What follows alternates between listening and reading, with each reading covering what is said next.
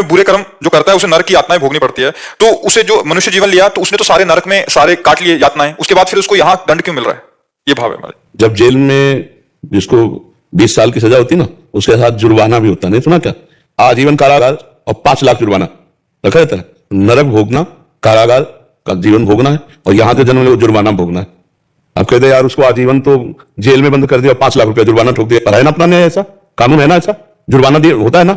ऐसे नरक भोगता है जाकर के भारी कष्ट, और फिर यहाँ जो छोटे मोटे घटनाएं कष्ट होती हैं वो जुर्माना भोगना है। इसलिए पाप कर्म बहुत भय प्रदान करने वाला है, डरना चाहिए, पाप कर्म नहीं करना चाहिए। अब पाप कर्म जो करता है उसको भोगना ही पड़ता है। अवश्य में भोक्तव्यम कथम कर्म शुभाशुभम, पूरे कर्म को वहां भोगना होता है, जुर्माना यहां भोगना होता है।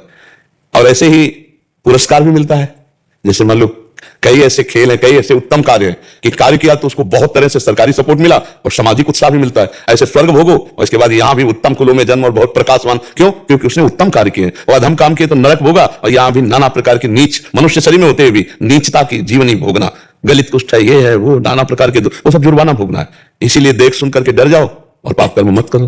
पाप कर्म करोगे तो अवश्य भोगना पड़ेगा। आप समझ रहे ना? आपको इसमें कोई संशय है? जब यहां की सरकार, देखो 10 मिनट पाप होता है, 10 मिनट पापाचरण होता है, और पूरे जीवन जेल भोगनी होती है और उसका जुर्माना भोगना, और ज्यादा अपराध साबित हो जाए तो फांसी की सजा भी हो जाती है।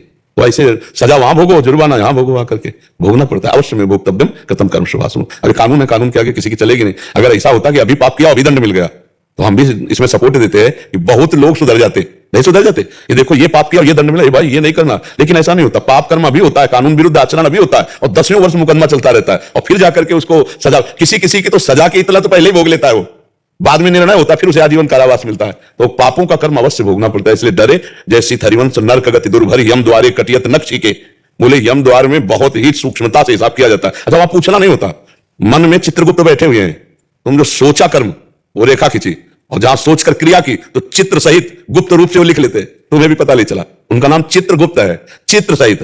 अब आप देखो, जब आपको कोई चीज क्लेश दे रही हो तो देखना आपके सामने सीन चल रही होगी, वो तुम्हारी सीन भरी हुई है अंदर, और हृदय जल रहा है, हृदय जल रहा है उसका, उसको, और कोई चीज आनंद है, बहुत कृपा हुई, देखो वहां गए, वो चित्र सहित सीन भरी हुई है, अच्छी और बुरी। 1 सेकंड में वहां हिसाब हो जाता है, जीव की दुर्गति या सदगति क्या निर्णय 1 सेकंड में हो जाता है। इसलिए हर चीज हमारी लिखा पड़ी हो रही, हमारे अंदर ही बैठे चित्रगुप्त अंतर्यामी रूप से मन में लिखते रहते हैं। और महाराज जी, सत्यनारायण की मूल कथा क्या है जो हम सुनते हैं? वो तो 5 अध्याय में 5 भक्तों की कथा का उदाहरण दिया जाता है कि उन्होंने कथा सुनी और उनका उद्धार हुआ। भगवान सत्यनारायण की श्रीमद् भागवत पुराण, श्री शिव पुराण, श्री अंबा पुराण, जितने 18 पुराण हैं ये भगवान की कथा है। उसमें महात्मा सुनाया गया है, जो 5 अध्याय महात्मा सुनाया गया ना, और महात्मा सुना कहा जाता है जो इस कथा को सुनेगा वो भगवान को प्राप्त होगा। तो भगवान सत्य है, भगवान नारायण है, तो सत्य और नारायण की जितने पुराण सब उन्हीं की कथा है। वही देवी रूप है, वही शिव रूप है, वही गरुड़ पुराण है, वही नाना प्रकार की जो भगवान की कथा है उन्हीं की है। वो घर गृहस्थी में इतना टाइम नहीं कि पूरा पुराण सुने, तो महात्मा सुन के शालिग्राम भगवान को स्नान करवा के चरणामृत तो पंजीरी बैठ जाती है। कथा है 18 पुराण,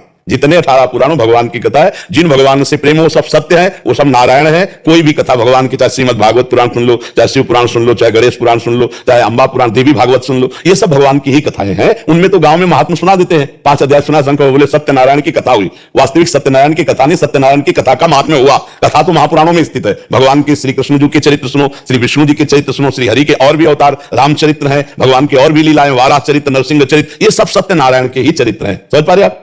राधा वल्लभ श्री हरिवंश महाराज जी।